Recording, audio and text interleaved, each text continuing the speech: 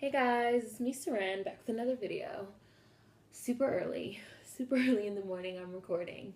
I had a video all set to go for today that was going to be on integration, my video on integration, which I've been talking about for a while now. But I guess I'll put that video up on Monday so you guys can be on the lookout for that. Because Rihanna dropped her Bitch But I Have My Money video last night, and I just have to talk about it. I have such a love-hate relationship with Rihanna. Kind of similar to the relationship that I have with Nicki Minaj. I love Rihanna's visuals. I love her vision. You know, she clearly has a really clear vision as an artist. Her music videos have been, you know, some of the best videos to come out for at least the last 5 years. We Found Love is probably, you know, in my top 5 of favorite music videos. But you have other videos like Man Down and the video for S&M, the video, Rehab, was that the one with Justin Timberlake where they were like out in the middle of the desert living in a trailer park? You know, she clearly has a vision. I love the way she dresses and, you know, all that good stuff. She clearly has an artistic vision. Rihanna sees things, right? She sees things, and I love that. And I love that as a black woman. I love that, you know, she really inverts all these ideas and concepts of what type of artist she should be and what she should be doing, you know, as a pop star. And she seems, you know, just she's really interesting. She's really interesting to me. And I really appreciate her artistry and the things that she does, you know, as a black female artist. I feel like she's a really important artist. But at the same time, Rihanna is like so attached to this white people shit, and it drives me fucking crazy. It drives me fucking crazy. This video dropped at like midnight, and I was on Tumblr, and same as with the Feeling Myself video, Nicki Minaj and Beyonce, you can tell when these music videos drops because these gifs start appearing, you know, on your timeline. These gifs start circulating and circulating and circulating. You're like, yo, I never seen this fucking video. What is this shit from? So I start seeing these gift sets, you know, a little bit after midnight because the niggas on Tumblr be on it. I don't know what kind of programs.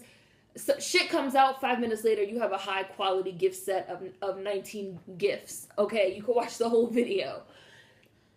And the first thing I noticed, looking at the gift sets, there's a lot of white people in this video. And that was the same exact problem that I had with Janelle Monáe's yoga, right? And I know people are like, that's petty, like, Saran, that's so petty, like, just appreciate the artistry, like, because I love the artistry of the video. And Rihanna also directed it. She definitely has directorial skills. Like I said, she has an artistic vision. She has a vision. I know people are going to be like, she doesn't play instruments and she doesn't write music and she doesn't blah, blah, blah. I'm talking about visually, conceptually, you know. You have people that can play a million instruments and, of course, they can write music and this and that, but they cannot visualize a concept. They have to, of course, bring on an artistic director to create a concept. Obviously, Rihanna doesn't need that. She has an artistic vision. She has a concept. She directed this video herself. She said the concept came to her like 8 months ago, something like that. You know, of course, she does work with creative directors and Adam Selman, her stylist, and things like that. But again, obviously, Rihanna sees shit a certain way. And it's just so annoying to me that you have these artists, these black female artists, again, Janelle Monáe and Nicki Minaj, that they are really doing things in an interesting way, you know, visually and conceptually, but they're like so attached to this whiteness, and it just bums me out. It bums me out. I was on Twitter yesterday and I read this really good quote from this girl where she said, you know, as a writer, I struggle with, you know, the effects of colonialism. I'm trying to tell my story, or I'm trying to tell the story of my people, but I'm forced to use my colonizer's language, aka English. You know, we speak in English, we write in English. You know, everything that I do, I'm constantly fighting against my colonization. And it really is a fight. It's a struggle. You know, I'm an artist. I write and things. I shouldn't put in quotes. I'm an artist. I write and things like that. And it's true. You're constantly struggling against, trying to make, will this be appealing to white people, or, constantly struggling against the effects of the really the white gaze. Am I being too militant? Am I being too this? Am I being too that? Will people understand this? Will people grasp my concept? And I find that a lot of high concept art, obviously the type of art that Rihanna is interested in making, just sticking with her music videos and her fashion, that obviously has a link to white people. Similar things can be said for Kanye West. We're living in a society of white supremacy, of racism, white supremacy, and we have these certain ideals that certain things are linked to whiteness, right? Money, wealth, power, status, art, creation, creativity, high art, high concept art is linked to whiteness. High fashion as art, avant-garde, haute couture is linked to whiteness. So a lot of people feel like to be successful in these mediums, they have to have these ties to whiteness. And it's really hard as a Black female fan to see that, it's really, really difficult. I really love the look of this video and the concept. It was I saw someone leave a comment on her YouTube channel that said, this is very Kill Bill. It's very Natural Born Killers. It's very Tarantino, and it's funny because one of Tarantino's main inspirations was 70s blaxploitation films. One of his main inspirations is Black culture, right? But people will say, I'm Tarantino inspired. This reminds me of Kill Bill. They will latch onto the whiteness without even knowing that even Tarantino was inspired by Blackness and by Black culture, right? So and I love Tarantino. I love Tarantino's films. Kill Bill is my husband's favorite movie. Death Proof is probably, top 5 favorite movies for me, with Rosario Dawson. And it's just like, it's such a struggle. It's such a struggle. Like, I'm watching the video and I love the concept of the video and I love the plot line of the video. It revolves around some real life drama that Rihanna had with her real life accountant. One of her accountants was found guilty of stealing from her, and he basically bankrupted her back in 2012, but might have been a little bit earlier than that. He essentially bankrupted her. He stole all her money. So the whole concept of the song "Bitch Better Have My Money" is about this accountant that stole from her, and the video is, it's taking that concept and running with it. Basically, she kidnaps her accountant's wife. Her and her crew, they kidnap her accountant's wife and they torture her, and they hold her for ransom. Spoilers if you haven't seen it. And then at the end, Rihanna kills him. She kills the accountant. It's a great storyline. It's visually great. It's wonderful to see a Black girl in a role like that in a Kill Bill, revenge Tarantino type of mission. One of the main reasons why I love Death Proof is because you have Rosario Dawson and Kim Coles is her last name. She was from Rent, and she's a really accomplished stage actress. You also have Sidney Poitier's daughter, also named Sidney Poitier. But you have in Death Proof, you have a group of friends that they end up, also spoilers. If you haven't seen Death Proof, fast forward, that they kill this guy. And Rosario Dawson and Kim, I'm going to say Kim Coles, even though that might not be her name. Sorry. They're part of the crew that kills him because he kills young women by running them off the road. He tries to run them off the road, but what he doesn't know is that Kim Coles has a gun. And they end up, leading him on this high-speed chase and killing him. But it is very empowering to see Black women in these types of roles because it's not something that you see very often. Women in strong speculative fiction roles, sci-fi roles, fantasy roles, which you guys know that I've talked about, how that's my favorite genre, and there's not enough of that. So to see this, really a short film, it's 7 minutes long, and to see Rihanna in this strong, anti-hero role of this woman seeking revenge against her accountant for robbing her is great. But Rihanna's like the only Black girl in the whole video.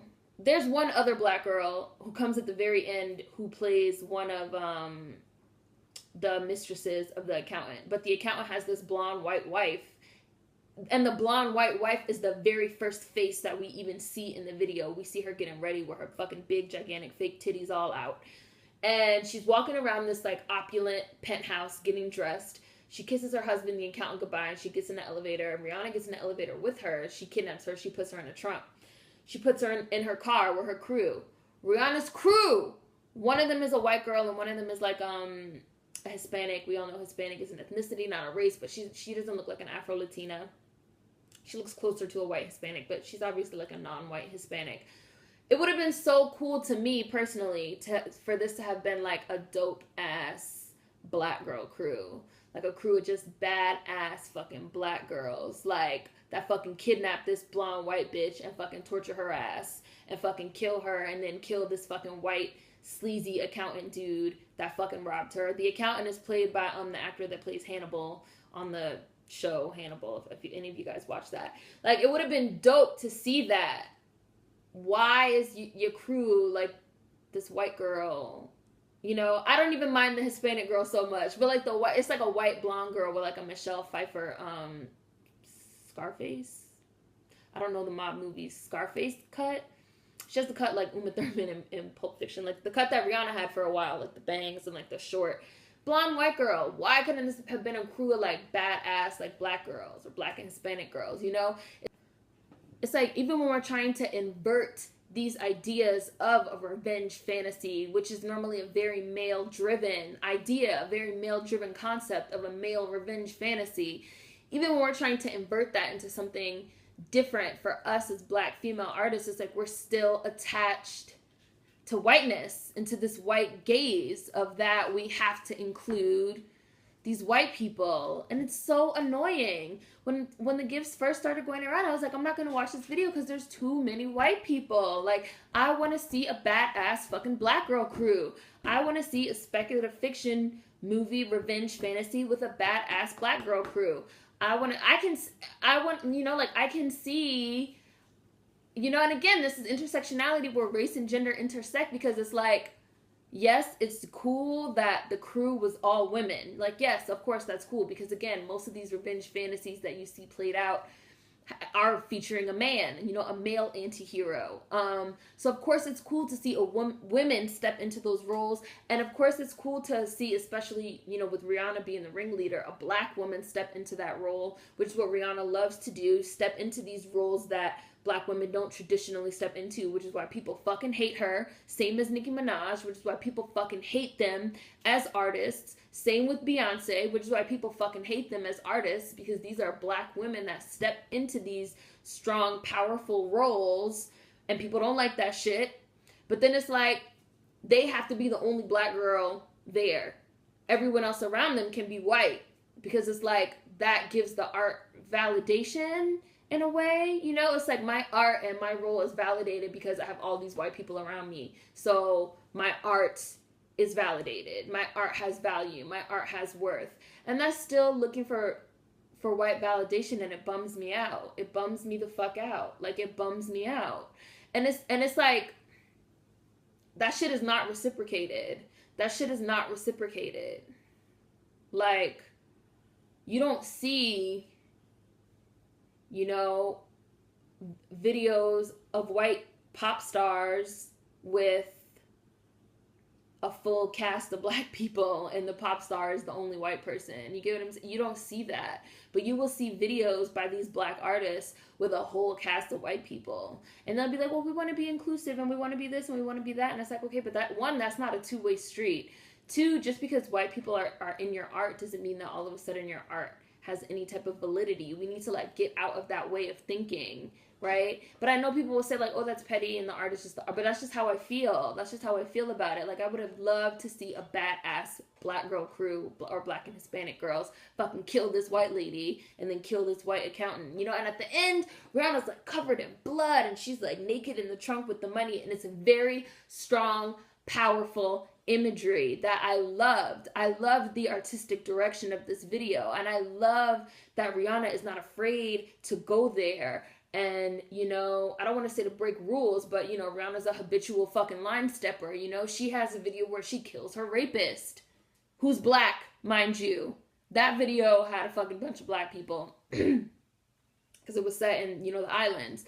But it's like anything involving the high fashion or, you know, the avant-garde or the high art or the high concept art, we have to include all these white people, because otherwise it's like your art is not legitimate. And that just bums me out. It bums me out.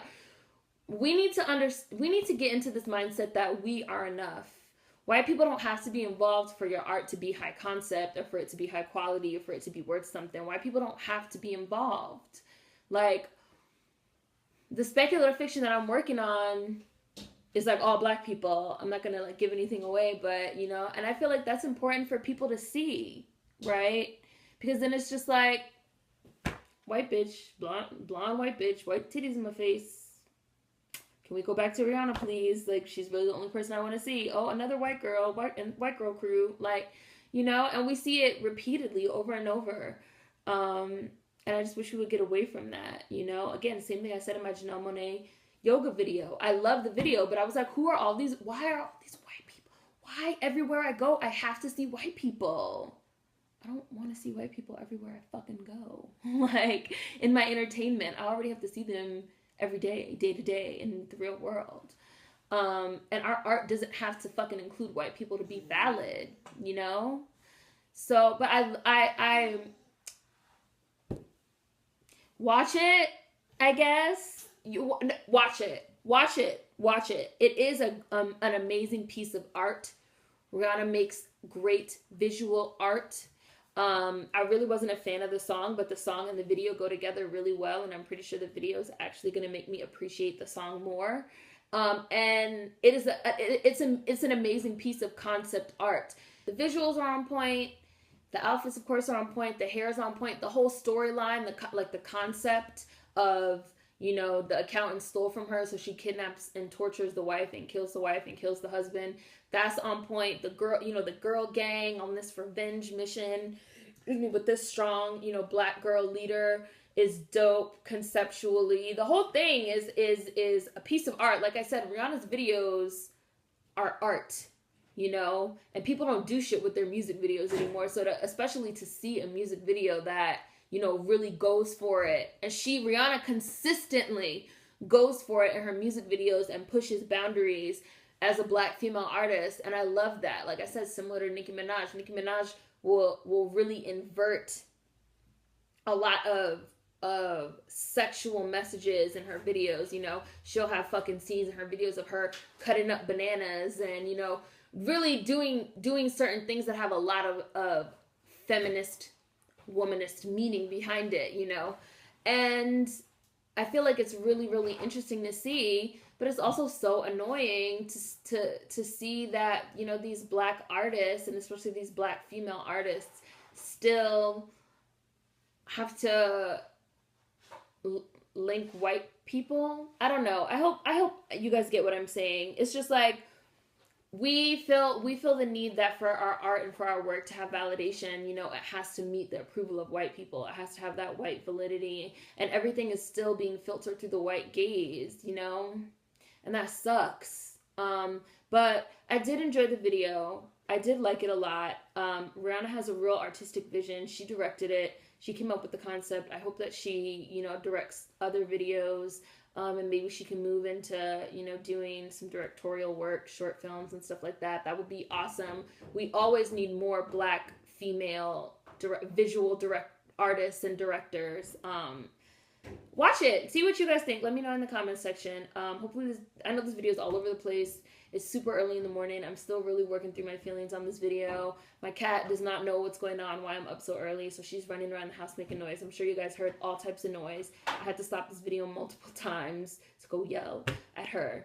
But let me know what you guys think in the comments section. All right, see you guys next time. Integration video, I guess, will be coming on Monday, so be on the lookout for that. Food for thought as always. Peace.